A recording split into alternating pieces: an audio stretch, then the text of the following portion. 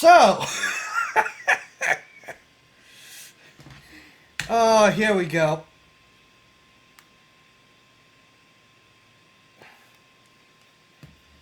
This is,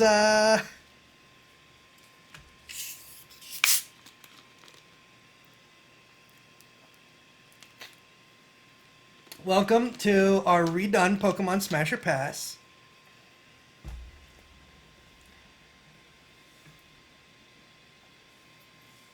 I'm joining you, yay! That's my several million followers. Wait, what?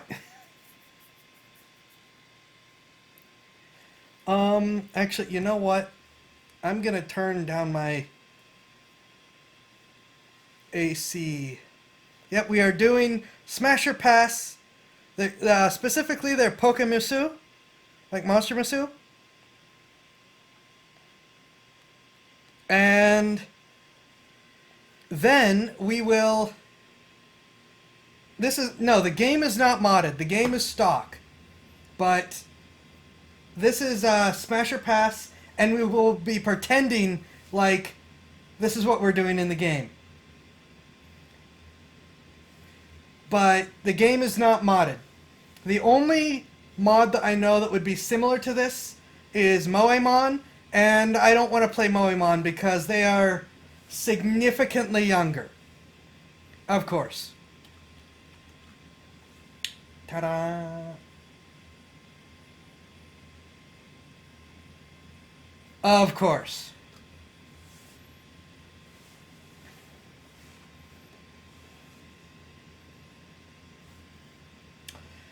Ta-da! Right. Can't smash them all everybody was. Yeah, especially since the Smasher Pass will be based not only on the looks, but by the lore.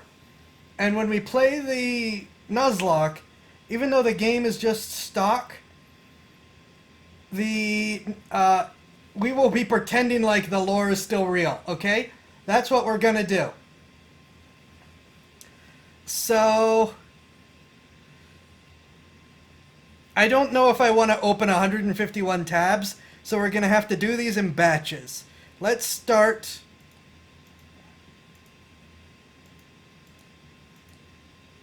with the starter Pokemon. Up to the after I should kill you exit, probably. But yeah, we are going to Smasher Pass Pokemusus. I think I'm pronouncing that right. And this is by Kinkymation. Kinkymation did all of this, I believe.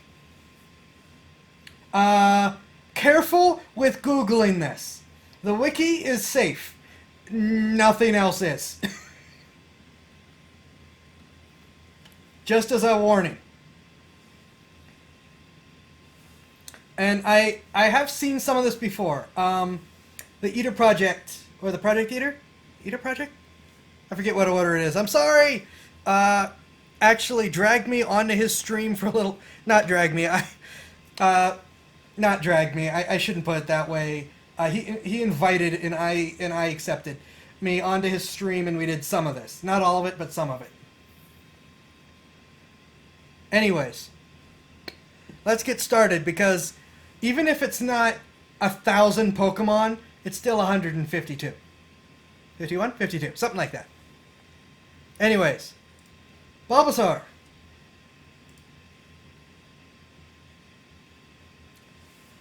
This will be our Bulbasaur for tonight.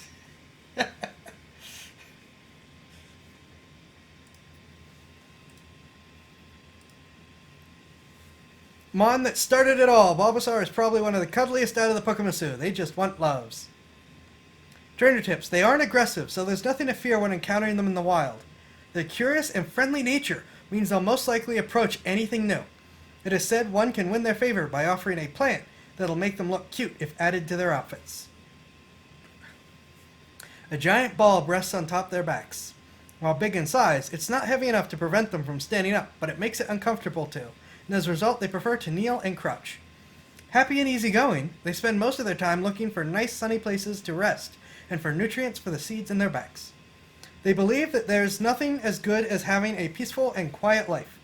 As they are connected with nature and prefer to live undisturbed, they fashion their own outfits with leaves and other materials found in the forest they inhabit, and hold them together by wrapping their vines around their bodies. When angered, they'll use their vines to whip at enemies and drive them off. Of course, that causes their handcrafted outfit to fall off, flustering them to no end. Hi, Lord Dancer. Doing fine, you? We just finished reacting to something completely unrelated, and now we're smashing or passing Pokemon Monster Girls. After which we will do a Nuzlocke based on the Smasher Pass, where we will only, where the only Pokemon we can capture are Smashes.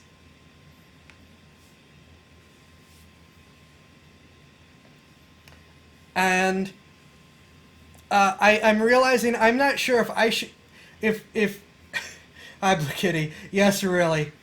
And while I want to do this based on on the lore as well, not just the Pokemon looks, I'm realizing if I read the whole thing out loud, we will probably still be here for quite some time, even if we're only doing the Pokemon in the game. Bulbasaur is a smash, though. Cute and friendly. And flustering. Flustering is always a win.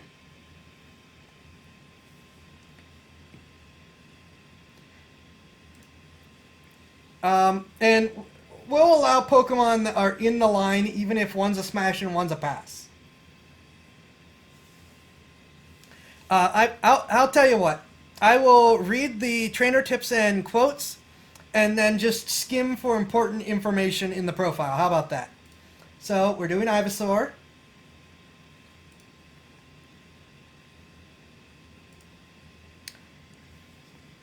Here's Ivysaur. She might be moody and pouty, but she cares deeply for her partner. She uses the flower on her back to entice him into making with her endlessly. One look at them might suggest caution when approaching a wild Ivysaur. They rarely attack anyone, and if bothered, they'll use their aroma to make you go away. Very rarely, they'll use their charming scent to play pranks on charmed creatures.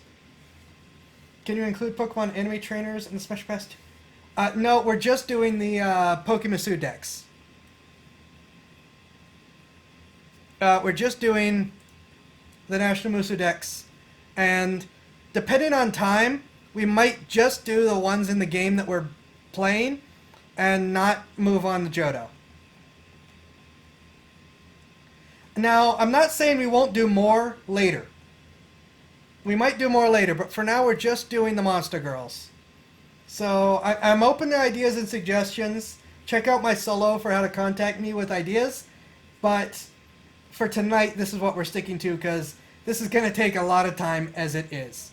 I'm hoping we can even make it to the game tonight. So let me see if there is anything important in the profile real quick. Here's your grumpy. Don't forced to crawl around the way of the bulb, making them constantly angry. The bulb also produces very calming aromas.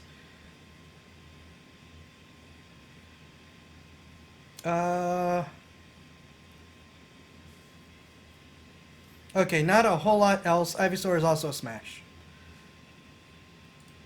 Venusaur! It made a Gen 1 Salazzle.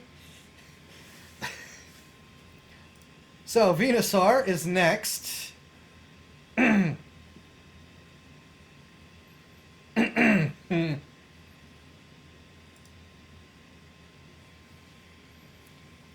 Venusaur are very lazy. Once they find a trainer they like, they'll constantly nap on them. I am okay with being a bed. There is virtually no danger when approaching them, but one ought to be careful when they are sleepy, since they dislike sleeping alone. They usually seek nap partners to hug and lay on top of smash while sleeping. Once a Venusaur captures you, escape is quite difficult. can tell one is nearby by the calmness and happiness of the surrounding creatures. I am a cuddle bug. We, there are no questions as to this, to the smash.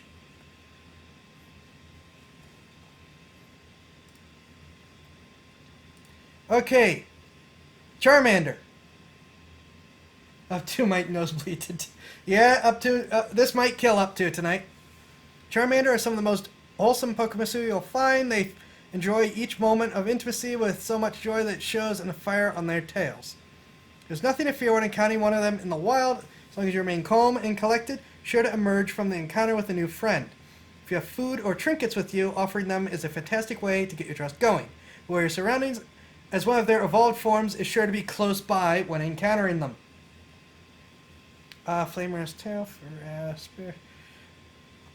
Very friendly and cheery, love to explore and find new stuff to play with. Wear their motion in their sleeves, and one can easily tell how they're feeling. Part of nature. Claws and fangs reserved for eating, seldom use them to attack. Rather befriend than fight. Up to death by nosebleed. Well, we are assuming they are all of age. That is something we're going to assume. This is not Moemon. So, under that particular qualifier, smash.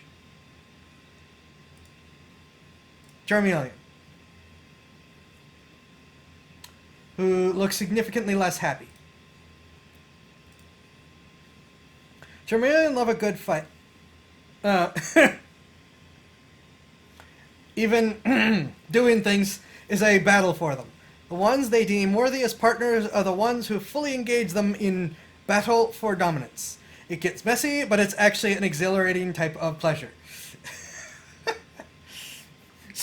Up to is approves. When encountering them in the wild, the wisest thing to do is run away. One might think they can be reasoned with because of their challenge phrases. But this can't be farther from the truth, as those are simply excuses to justify the incoming beating. No one knows what will happen if you indulge in their fantasies and play along.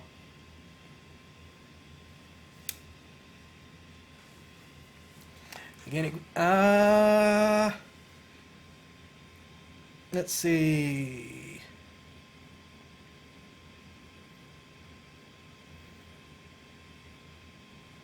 Extremely aggressive and barbaric, live to fight.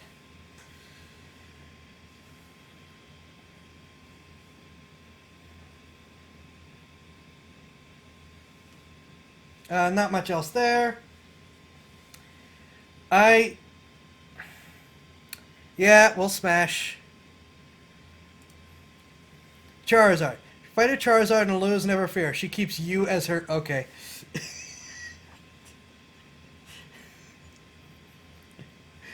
She keeps you as her prize.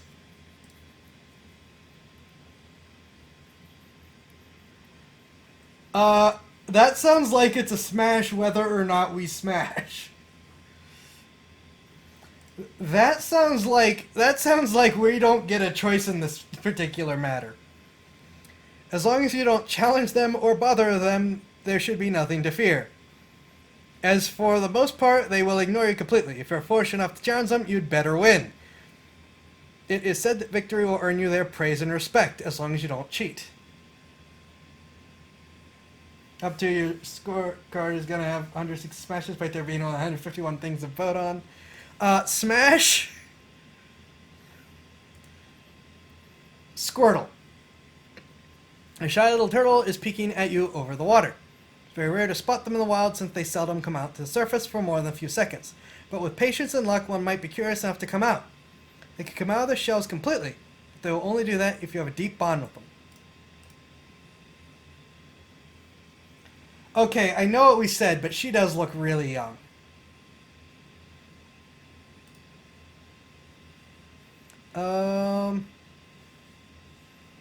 Shy and like to remain in groups for protection. Yeah, I know what we said, that we're going to assume they're all of age, but she looks really young. We're going to pass. No, wait, no, go back. Go back.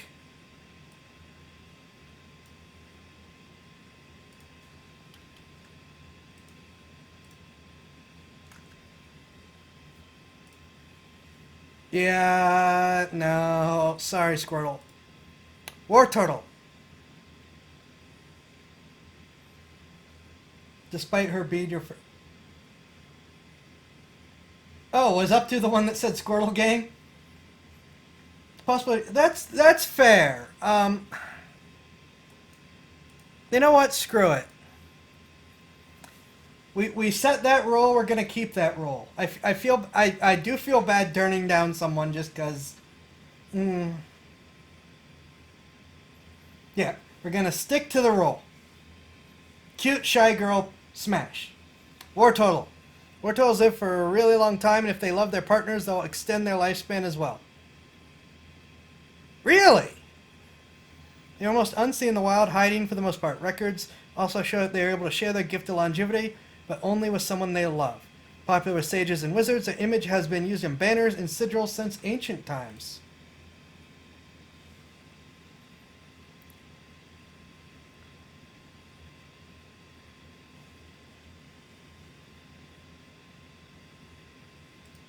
Yeah, we're getting another smash. Tail, soft, white fur. You know me in soft stuff.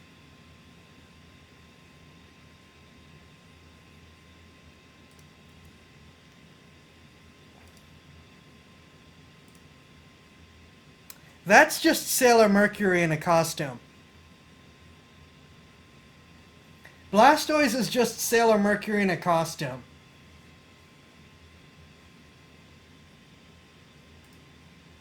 Blastoise is here. She's a big squirrel protecting Mom with a strong sense of justice. She actually is just Sailor Mercury.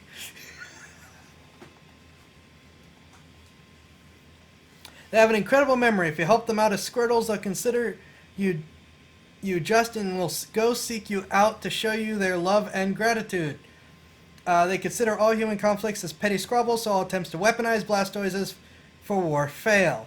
Size, community driven, protect Squirtles.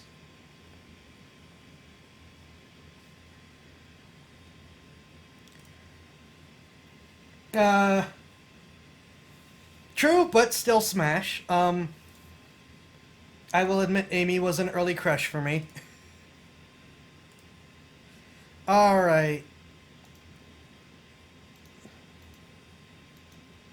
Let's do the bugs.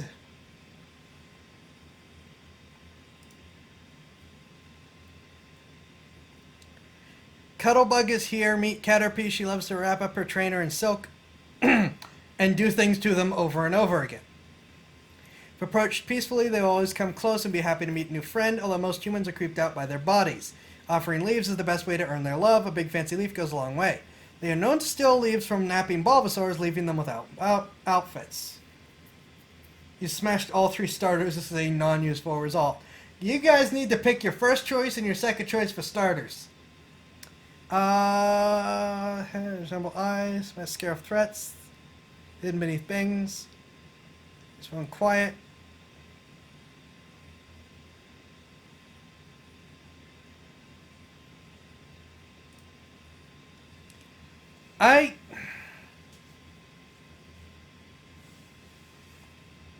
Okay, up to is just going in the order of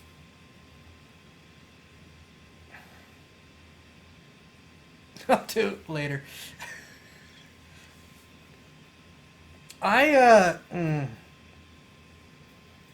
That's a tough choice, because the personalities do come across as cute, but I struggle with the Caterpillar.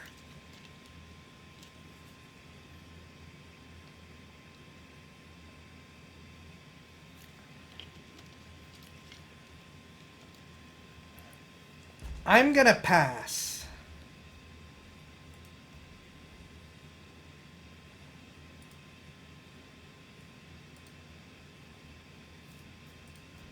I'm sorry. It's the catter. The caterpillar part is just a little too off-putting for me. Metapod. I have questions. What is it? I have, I have several questions. She can't move much, so she needs a trainer to do most of the work. He doesn't mind because he doesn't want to leave. Okay. While not harmful or dangerous, it is advisable to stay clear of them, as if they trap you in one of their hugs, they won't let go until they are ready to evolve. Okay. And due to their strong shells, escaping is hard without harming them.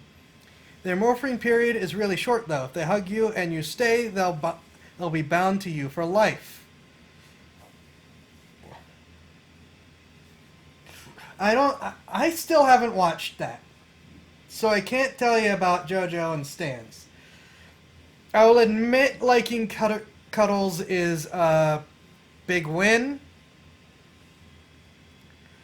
Not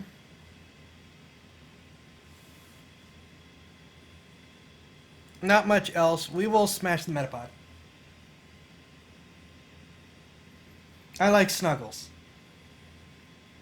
And at least they're saying that it's short, so you won't be stuck there for long. Though, I mean, whatever, for whatever qualification, watch. It's on the list somewhere. Butterfree. Butterfree love their trainers so much they'll paralyze them with.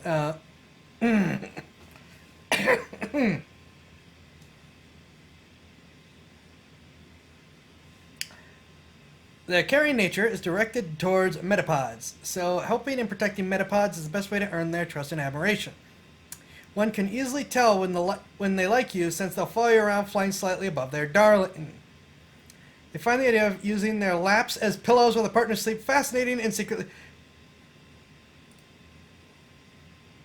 Smash.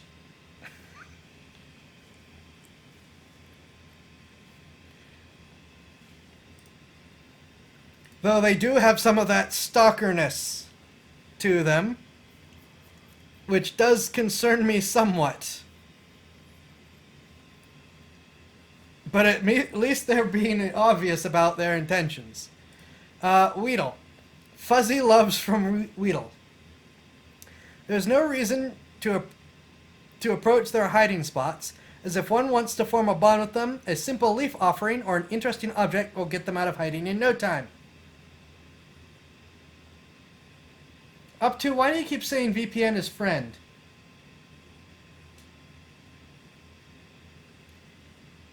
You're going to survive his recitations, You seem to be having some issue. Perhaps. Up to, why do you keep saying VPN is friend?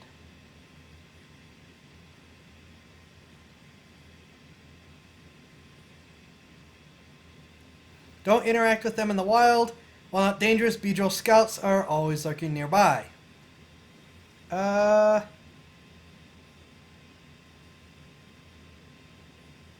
They are still venomous. Stalker issues, other online... Oh, right. Well, I'm not sponsored by anyone, so... If anyone wants to sponsor me... They're easy to approach. Often attack, get sympathy. Often hide, but curiosity gets the better of them. That's adorable.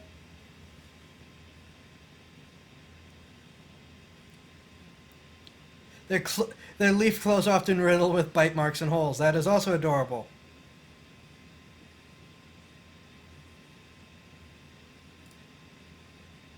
There's the problem. All their personality traits are just freaking adorable, but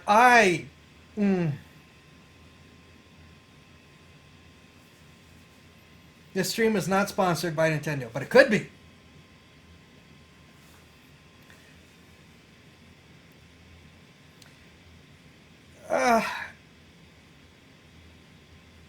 I have many issues with bugs.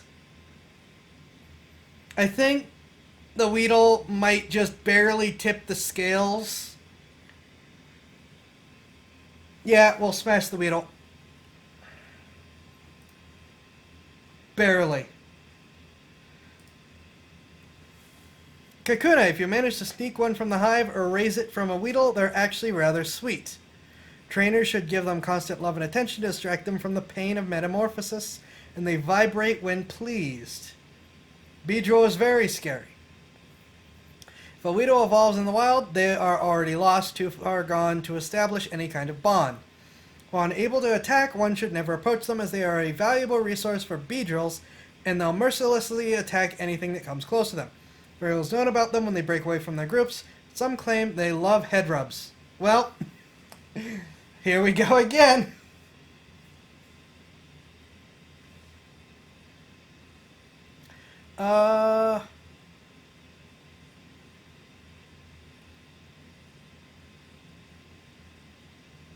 Transformation is extremely painful.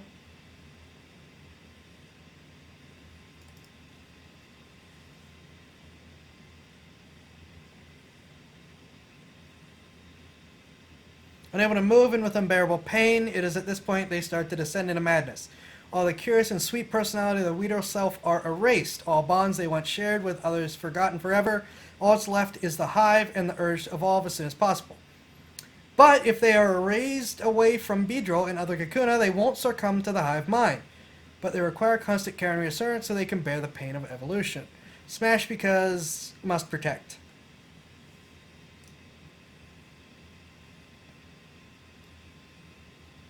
Must protect.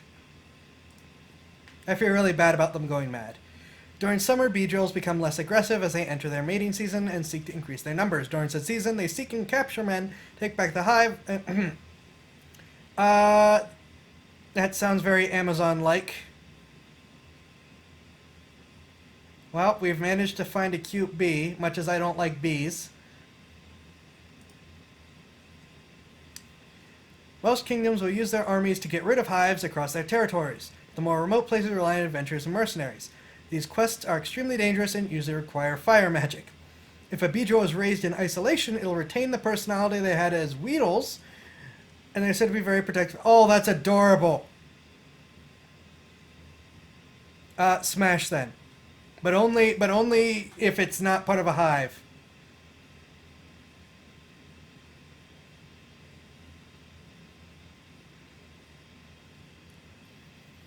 I would, yeah, we're going to stay away from the people-melting venom.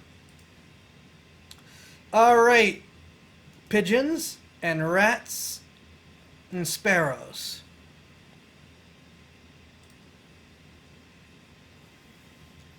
Pidgeys are soft little birds that are full of affection. They respond well to most praise and food, also super loyal to their trainers and will follow them around, flying low or hopping behind them.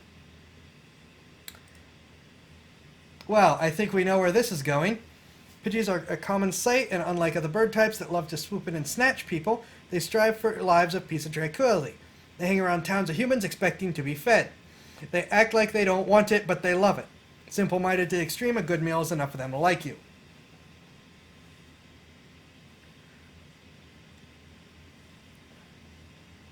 Their wings are powerful, but due to their size, they get tired easily and prefer staying on the ground. Docile and peaceful, detest conflict. They struggle with weight, most of them having plump bodies, and they gain weight very quickly. Because of this, they get tired with ease when flying for extended periods of time. They dislike this, so avoid flying if necessary, which doesn't help. We are smashing the Pidgey. Pidgeotto. Unless something happened to the personality, we are also smashing the Pidgeotto. Pidgeotto can actually fly long distances. Sometimes they take trainers they're fond of with them to their nests. They aren't super careful, but they'll catch you if they see you're falling out of the nest, not to worry. It's not uncommon to find them making nests out of towers and tall structures. This can be troublesome since they'll fight with the local population to keep their nest to themselves. Force is a poor way to remove them, and more than not, negotiation is needed. They struggle with the weight mostly because of their greediness for food.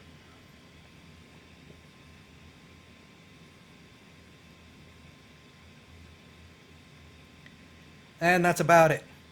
Smash the Pidgeotto.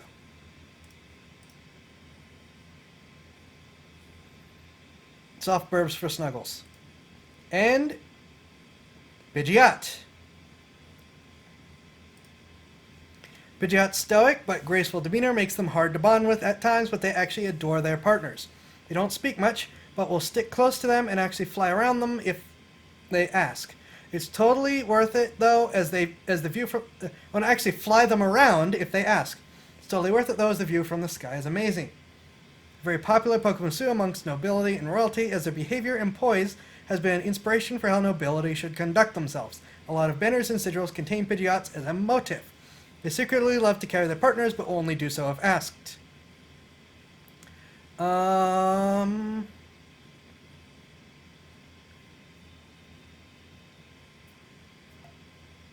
Yeah, we're smashing the Pidgeot. I have a weakness for harpies and feathers and wings in general, and just soft, snuggly things. The nobility side doesn't hurt either.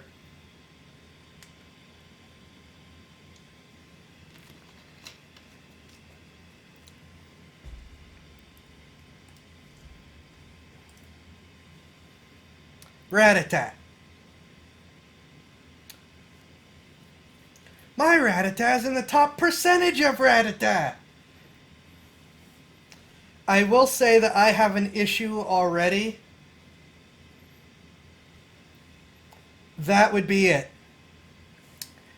I am tired of anime's obsession with panties. She's cute, but the anime's obsession with panties is enough to be off-putting to me right off the bat. Let's see if the quotes and profile improve things.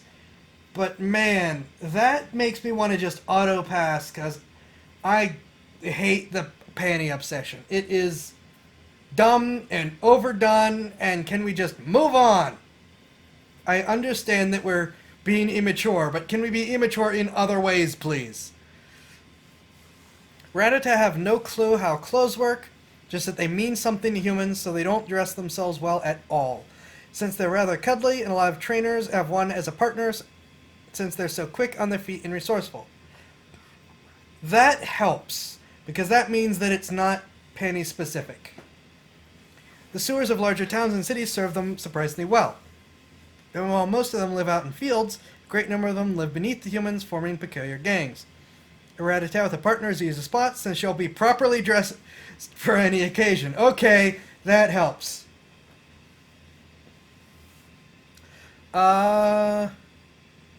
Really short, but very fast, agile, and sneaky.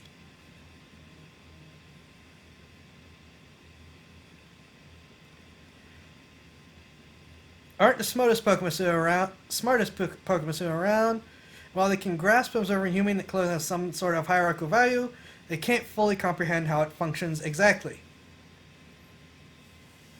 Sneak around, steal things, show off to other Rattatas, defend their treasures, and then steal from each other. Okay. I will accept the smash, since that seems to be an art specific thing, not, oh, they're all panty thieves. Raticate, who I do like as a Pokemon. So let's see where this goes. There is a lot of fluff. Raticates are a lot angrier than Rattata. Their teeth grow constantly, so they hurt at times, hence why they chew through stuff like rocks. Ooh. Their partners need to distract them a lot if they don't want to end up with a house full of holes. That is concerning. They aren't particularly popular with humans, and Eradicate incursion into a building will often cause major economic pains for the victims. To get rid of them, a quest is usually required. As long as they have something to munch on, they won't cause too much trouble, so some leave piles of stone outside their home to prevent incursions.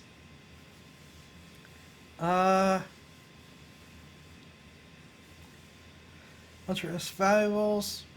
Exercise best, evolve and eradicate. Yeah, we'll smash. Spearow! We're back to the Harpy girls.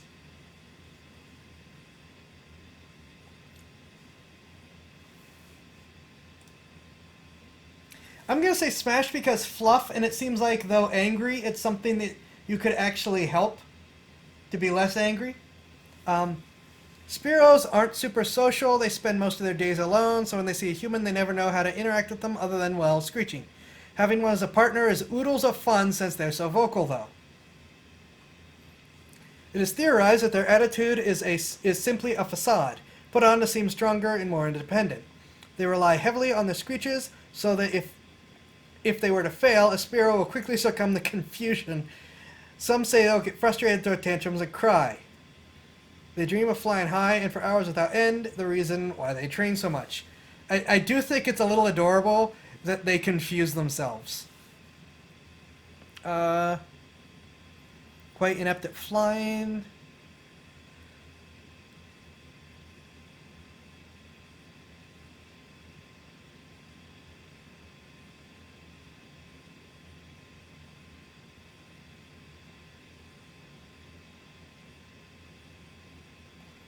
Yeah, what? Okay, normally not, but I'll make an exception for the spirits. Firo.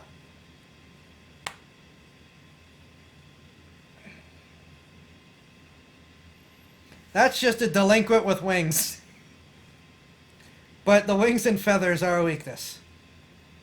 Adventurers beware. When crossing wastelands, it's likely... Yeah, there's some Mad Max there. You'll likely run into Firo, who are essentially the bandits of the Pokémon. They enjoy stripping travelers of their belongings and doing things to them until they're satisfied. Be cautious. Establish a bond with them is hard work. They are very suspicious humans, and their poor social skills make a mix that only the most persistent individuals will overcome. They love to protect their partners, and they bring them loot to please them. Or some Fallout.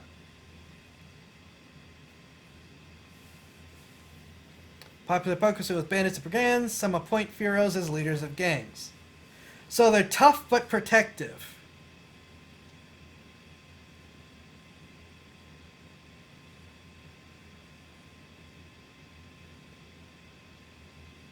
So some of this is me thinking like, well, I know what a tsundere is. So much like in Endo-kun and Kobayashi, I can just tease them and they'll stop being angry. Smash.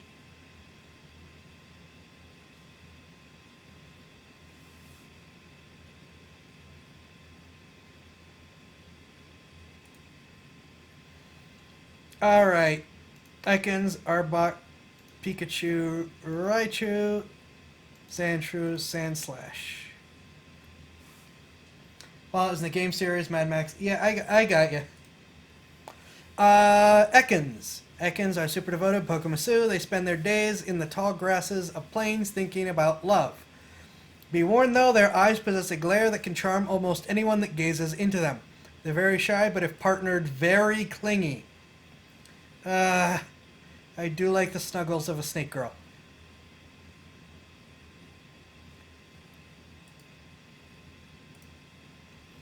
Sometimes they will accidentally use their glare on humans, whereas they feel guilty for this and will take care of said human until the effects of their magic wears off. This will create a bond with said human and make them fall in love. An Ekans in love will follow and admire the loved ones from a distance, so beware of upsetting them. So, they will accidentally make you fall in love with them, then they will fall in love with you. Even after... Okay.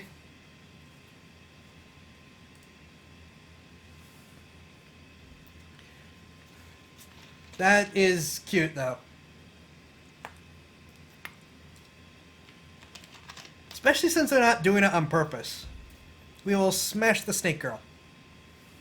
Let's see, is there anything else? Meek and shy.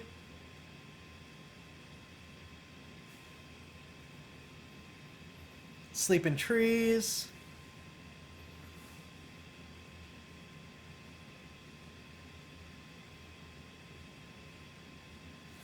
But they are very possessive. Don't tolerate their partner forming bonds with anyone but themselves. Alright, good to know.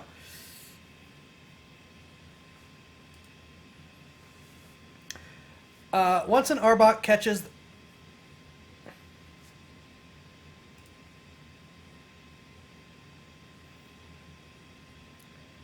Now, I know some stuff. And I watch from a distance, don't upset Yandere. Yeah, and this is proof of Yandere. I'm going to pass the Arbok, in spite the looks. Because you only get an Arbok when an Ekans is heartbroken, their love is destroyed.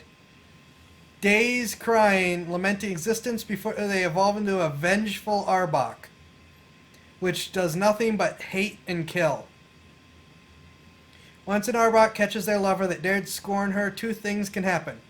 She eats them, or, if you can appease her, she blanks them and makes sure they can never leave her again by using her glare. As time passes without them being able to enact their revenge, they will start to go crazy, slowly losing their mind. Eventually, they'll start to attack anyone who even remotely resembles their former lover. I'm gonna pass, because these are terrifying and aggressive, and even if you appease them, there goes all your free will.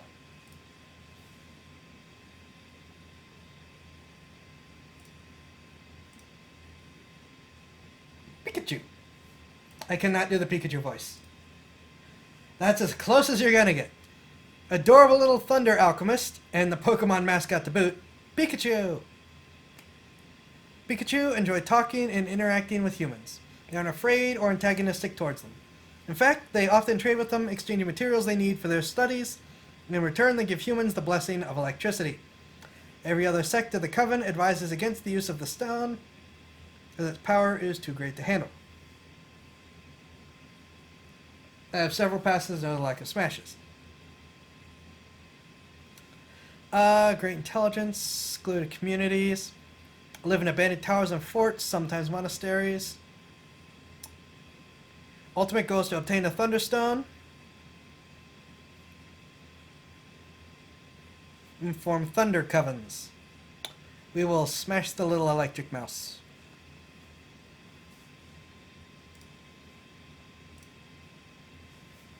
Raichu!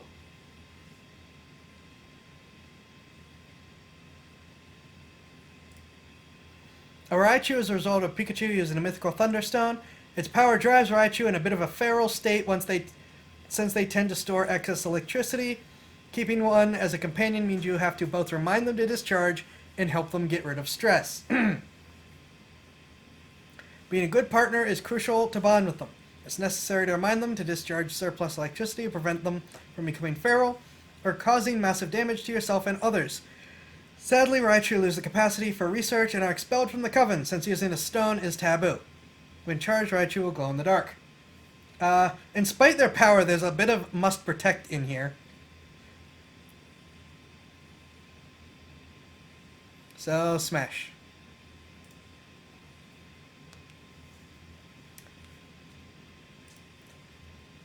Sandshrew. Little Rock Shrew.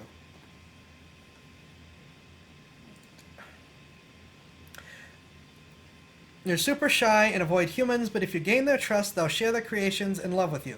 They're incredibly clingy, so if you like hugs, these are for you. Well, hugs and snuggles. Bonding with one takes time. They are quite wary and will kick sand at anyone they don't trust. If one is patient and willing to spend time with them, then creating a lasting bond with them is more than possible. Kicking sand is more than just an attack to them, and they will perform said move whenever they are embarrassed, pouty, or annoyed. Wearing goggles is recommended. Given the issues I have with eyes, I almost...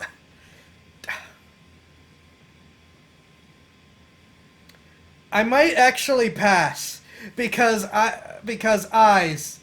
Because I want to be able to see. I have enough problems. I have enough eye problems. I want to be able to see. I will actually pass because of the sand kicking. I am sorry. I love the snuggles, but I can't do the sand kicking. Is cute though. Sand Slash. Sand Slash are way more active and outgoing than their previous evolution. They're always digging and climbing, so their claws and spines break off a lot. They use these spares as little charms and love notes they carve for those they care for. That's cute. Will not lead Digimon forces. There's a very special spike charm that they will only give out to their partners, carving a message of devotion, and the largest spike will ensure a bond for all eternity. If one makes them laugh, they will try their best to keep their composure and stoic attitude. This in itself can be quite family as they fail to do so. They get flustered! They get flustered! Observe to remain quiet for the most part, only speak when absolutely necessary.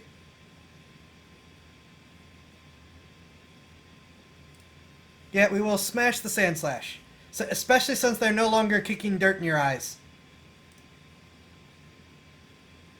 Alright, time for the Dino Bunnies.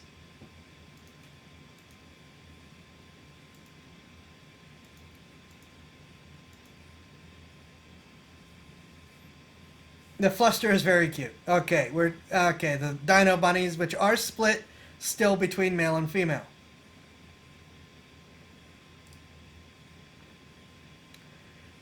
Nidoran, female. Alright.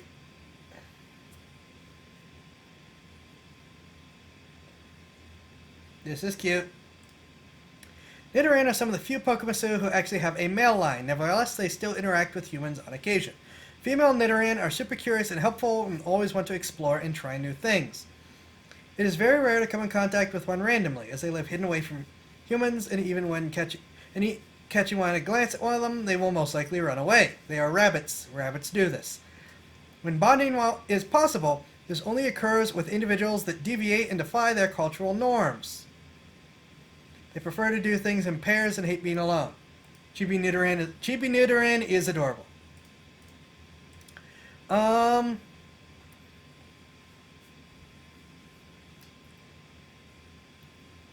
Most Pokemon need to interact with humans in some sort of way since they are, for the most part, exclusively female, but Nidoran are one of the few rare cases where a male occurs naturally.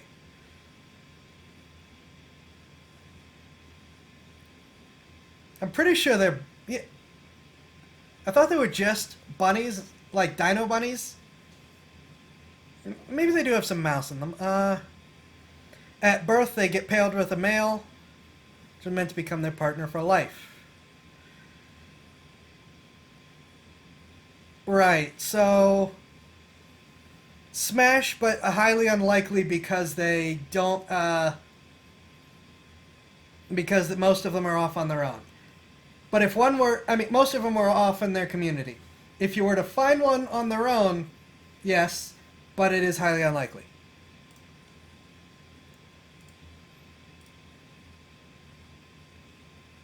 No, yeah, not if they're still with their partner. I'm not going to fight with their partner.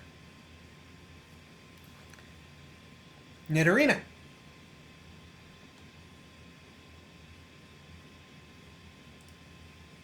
Up2 takes the threesome, I'm sure.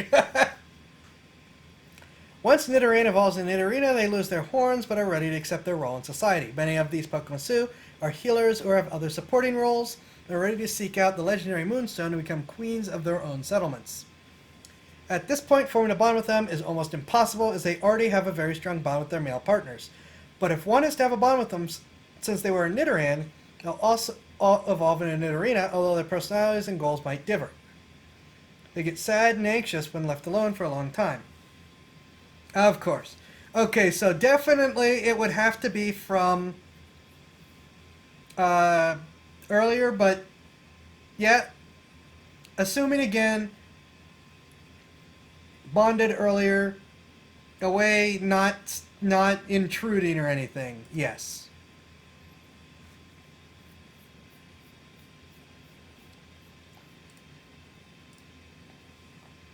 Nidoqueen.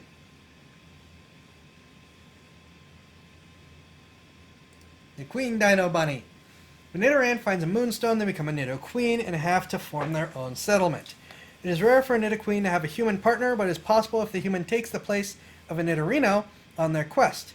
But such said human must become her king as a result.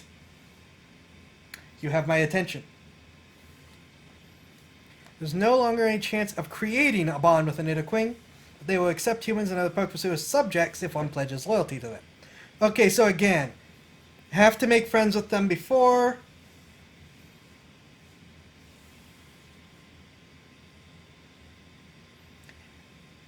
Up to's the one that donated to put me like this. What do you think, Blue Kitty?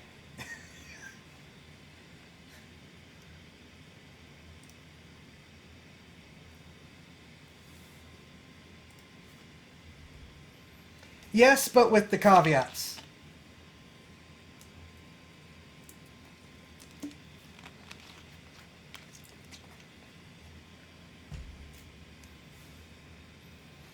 You're going to have to pay me to actually get me higher and risk getting knocked from Twitch. Male Nidoran.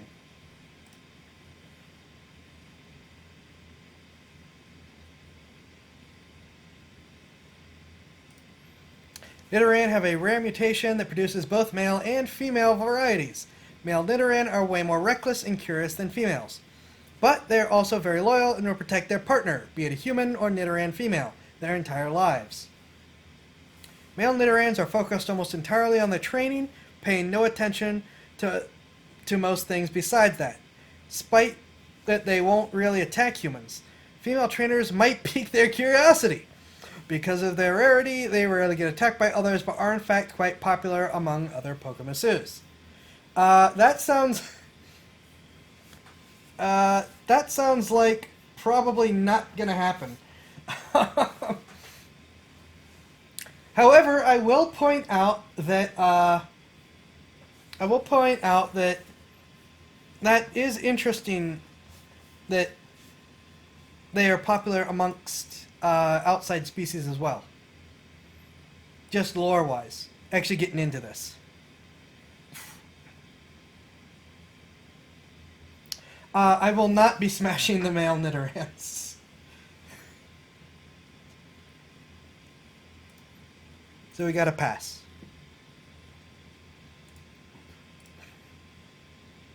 Nidoran. Oh, that's just another delinquent.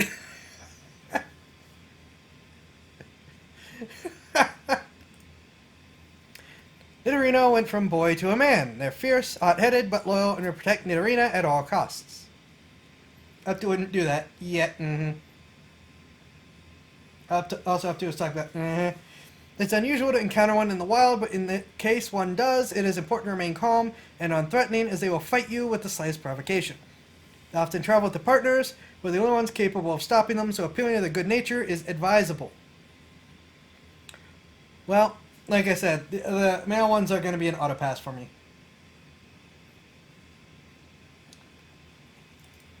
I'd rather let the couples stay couples.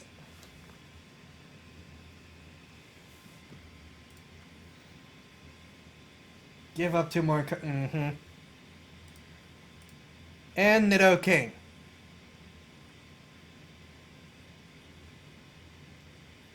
I like that they get more monstrous as they evolve in this line. For both the male and female ones. Once a Nidorino finds his own moonstone, he becomes Nidoking. Just like his female counterpart, he'll set out to form his own settlement with a Nidoqueen or human at his side. They're warrior kings and want nothing more than to train and educate new generations with their partners. They are completely devoted to their queens, and they train daily to protect them and the community they've built.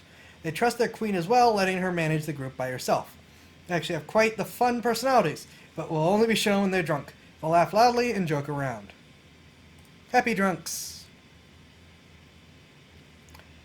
Not sure there's much else to say there. Well, we're...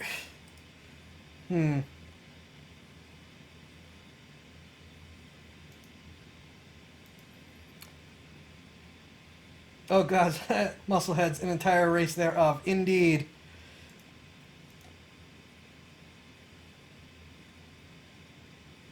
We might... You know what?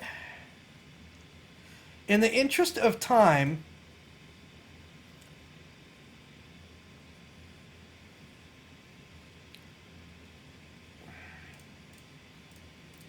In the interest of time, what I think I might do is skip over to the